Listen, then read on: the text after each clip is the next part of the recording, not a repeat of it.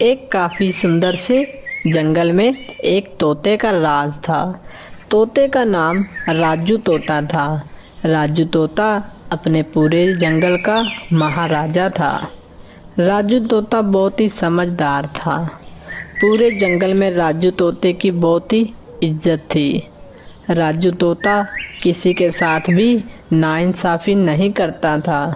कुछ दिनों से राजू तोते की तबीयत बहुत ही ज़्यादा खराब हो जाती है, जिस वजह से राजू तोते की एक दिन मौत हो जाती है। सारे जंगल के पक्षी बहुत ही ज़्यादा उदास हो जाते हैं। सारे पक्षी इस बात को लेकर बहुत ही चिंता में थे कि अब इस जंगल का महाराजा कौन बनेगा। अरे चिड़िया बहन, अब हमारे इस जंगल का कौन महाराज बनेगा? हमारे दादाजी तो अब नहीं रहे। अब हमें ही सोचना होगा कि इस जंगल का अब कौन महाराज बनेगा। हाँ दोस्तों, मैं तो बहुत चिंतित हूँ कि अब हमारे इस जंगल को कौन संभालेगा, कौन बनेगा हमारे इस जंगल का महाराज। अरे चिड़िया बहन, राजा जो भी बने, लेकिन राजा समझदार होना चाहिए। हाँ, हमें किसी समझदार पक्षी को ही अपना राजा बनाना चाहिए। तो फिर ठीक है, जो जो महाराज बनना चाहे वो आगे आ जाए। फिर हम फैसला करेंगे कि उनमें से कौन हमारा असली महाराजा बनेगा। मैं बनना चाहूंगी इस जंगल की महाराज। मैं आप लोगों को कभी भी कोई दिक्कत नहीं आने दूंगी। मैं बहुत ही समझदार हूँ। इस चिड़िया के अलावा और कोई इस जंगल का महाराजा बनना चाहता है? हाँ हाँ तोते, मैं इस जंगल का महाराज बनना चाहता हूँ। देखो पक्षियों, अगर तुम लोगों ने मेरे को महाराज बना दिया तो मैं तुम लोगों को दाना भी बहुत आसानी से दे सकता हूँ। फिर तुम लोगों को दाना ढूंढने में कोई भी दिक्कत नहीं होगी। मैं तुम लोगों को मुफ्त में दाना दे दिया करूँगा। वो कैसे कौवे भाई, आप हमें मुफ्त में दाना कैसे दोगे? देखो बुलबुल, जब मैं इस जंगल का महाराज बन जाऊंगा तो मैं इस जंगल में एक गेहूं का फसल लगाऊंगा। जब वो फसल अच्छी तरह से पक जाएगी तो हम सब पक्षी मिलकर उस फसल को आराम से बैठकर खा सकते हैं। इसलिए मैं तो यही कहता हूँ कि तुम सारे पक्षी मुझे ही अपना महाराज मान लो। हाँ चिड़िया बहन, तुम हमें क्या दे सकती हो? मैं आप लोगों के साथ कभी भी अन्याय नहीं होने दूंगी। मैं हमेशा आप लोगों के साथ रहूंगी। आप लोगों के साथ खड़के हमेशा आपकी मदद किया करूंगी। देखो पक्षियों, तुम लोग मुझे अपना महाराज मान लो। मैं तुम लोगों के साथ कभी भी गलत नहीं करूंगा। मैं बहुत ही अच्छा हूँ। देखो पक्षियों, हम लोग कुछ दिनों का समय ले लेते हैं और फिर सोचकर बताएंगे कि आखिर हमारा महाराज कौन बनेगा। हाँ तोते भाई, हम लोग कुछ दिनों का समय ले लेते हैं, फिर हम सोचकर बताएंगे। फिर सारे पक्षी वहाँ से चले जाते हैं। मुझे कुछ तो करना होगा। मैं ही महाराज बनना चाहता हूँ। मैं उस चिड़िया को महाराज बनते नहीं देख सकता।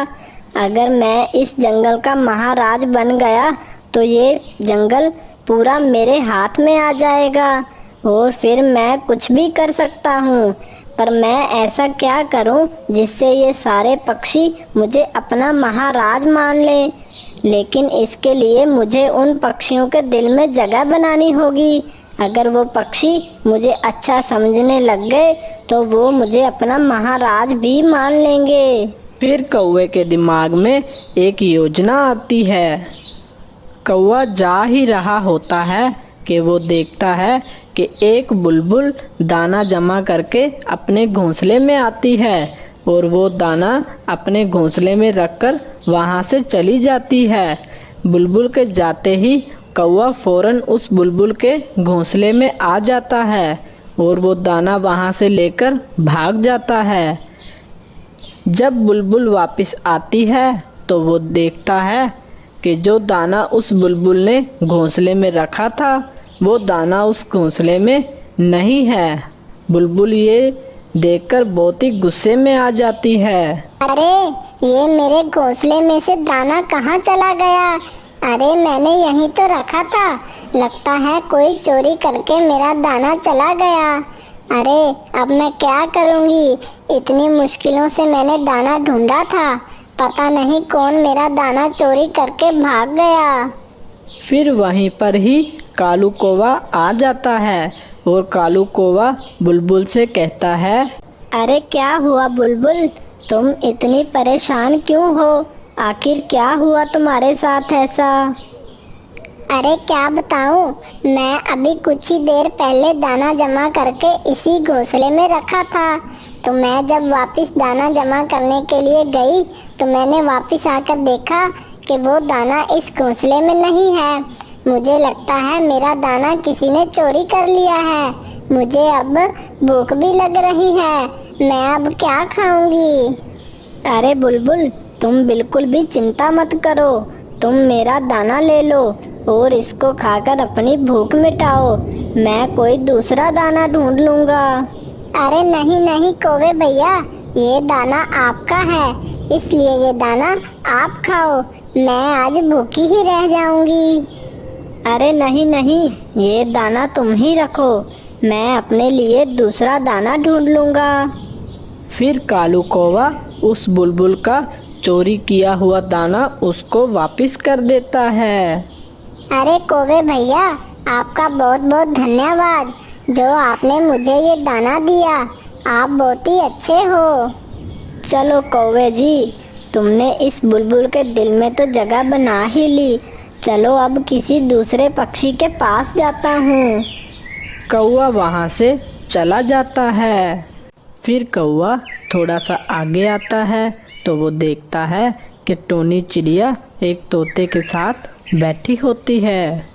अरे चिड़िया बहन, क्या तुम थोड़ी देर मेरे अंडों का ध्यान रख सकती हो? मुझे ज़रा कुछ दाना जमा करने के लिए बाहर जाना है, बस मैं यूं गया और यूं आया। हाँ हाँ, क्यों नहीं तोते भैया, आप जाओ, मैं आपके अंडों का ध्यान रखूंगी। फिर तोता वहाँ से चला जाता है। वहीं टोनी चिड़िया के पास कालू कौवा आ जाता है और कहता है, अरे टोनी चिड़िया, तुम्हें बहुत शौक है ना महाराज बनने का, अभी देखो मैं तुम्हें मजा चखाता हूँ। फिर वो कालू कौवा उस तोते का एक अंडा तोड़ देता है।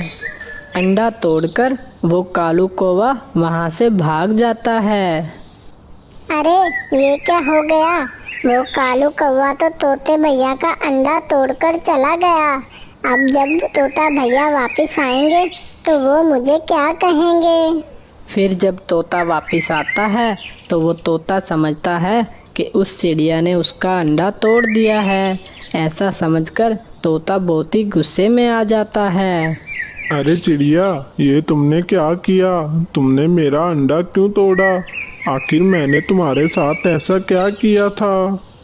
अरे नहीं तोते भैया, मैंने आपका अंडा नहीं तोड़ा, मैंने ऐसा कुछ भी नहीं किया है, बल्कि आपका अंडा तो वो कालू कौवा तोड़कर चला गया है। तुम झूठ मत बोलो, तुम बिना वजह उस कालू कौवे पर इल्जाम लगा रही हो। तुमने ही मेरा अंडा तोड़ा है, चली जाओ यहाँ से, मुझे तुमसे कोई बात नहीं करनी। फिर कुछ दिन बाद सारे पक्षी जमा होते हैं। तो भाइयों, आप सब लोगों ने सोच लिया है ना कि हम इस जंगल का महाराज किसको चुनेंगे? हाँ हाँ तोते भाई, हमने सोच लिया है कि हम इस जंगल का महाराज किसको बनाएंगे। तो ठीक है, तो कबूतर तुम बताओ कि तुम अपना महाराज किसको चुनोगे, चिड़िया या फिर कालू कौवे को? मैं अपना महाराज इस कालू कौवे को चुनूंगा, क्योंकि ये कालू कौवा बहुत ही ज्यादा समझदार है। चलो कौवे जी, एक पक्षी तो मान गया, देखो बाकी क्या कहते हैं। तुम बताओ बुलबुल, तुम अपना महाराज किसको चुनोगी? मैं अपना महाराज इस कालू कौवे को चुनूंगी।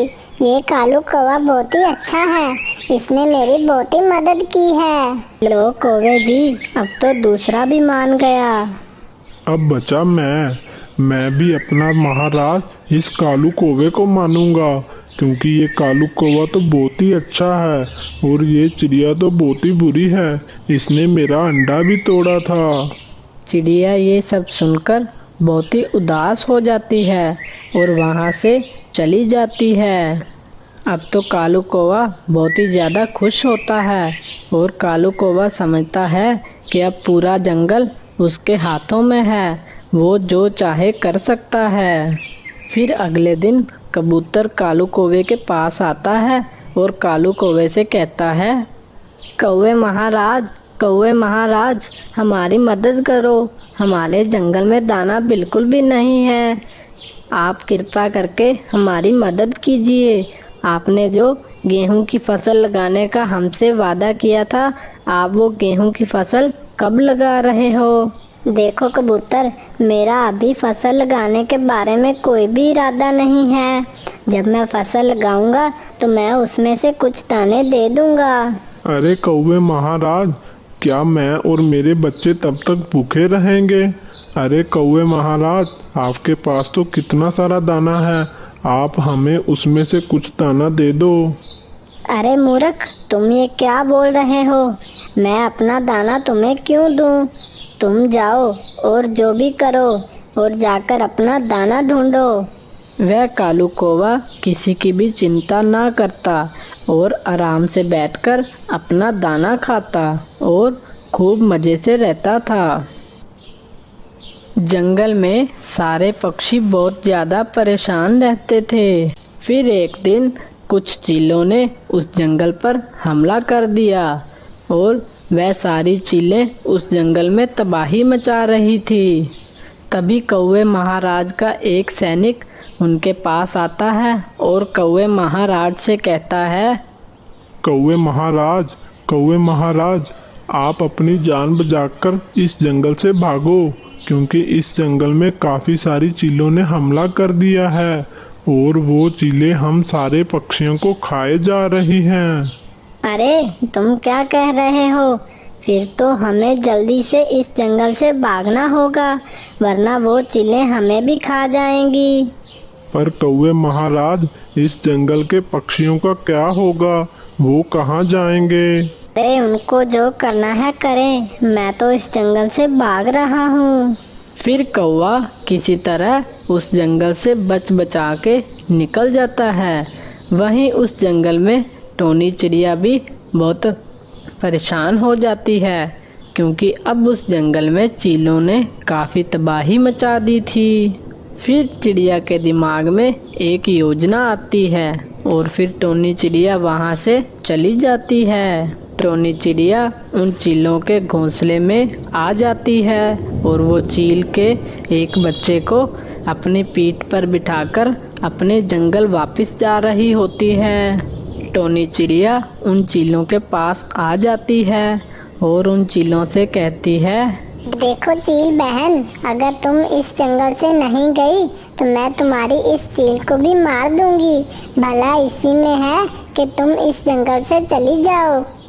ठीक है चिड़िया, लाओ मेरी चील मुझे वापस दे दो, मैं इसको अपने साथ ले जा रही हूँ और फिर मैं कभी भी इस जंगल में वापस नहीं आऊँगी।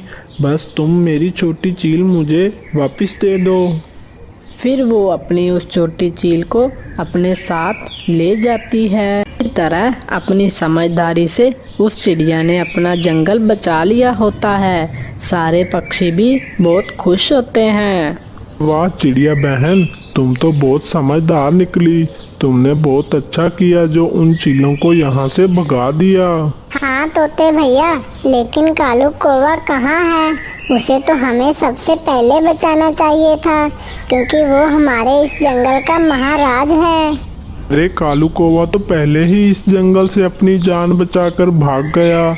अगर उसको हमारी थोड़ी सी भी फिक्र होती तो वो इस जंगल से ना भागता। बहन, हमने सोच लिया है कि आप ही हमारी महाराज हो। सारे पक्षी टोनी चिड़िया को उस जंगल का महाराज बना देते हैं।